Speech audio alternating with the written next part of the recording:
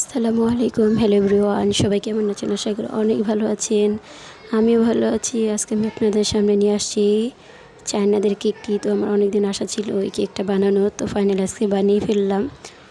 তো দেখেন গাইজ, কেকটা মাশাআল্লাহ দেখতে অনেকটা সুন্দর আর ওটা খেতে অনেকটা ইয়াম্মি ছিল।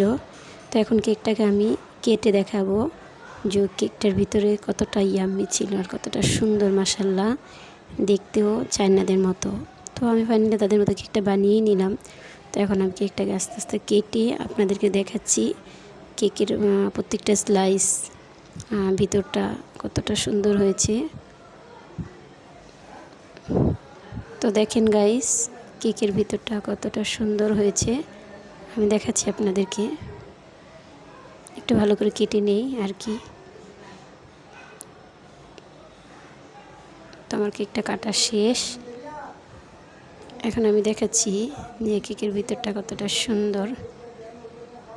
প্রত্যেকটা স্লাইসি মাশাআল্লাহ দেখতে অনেকটা সুন্দর। তো দেখেন গাইস, কেকটা ফাইনালি কাটা শেষ।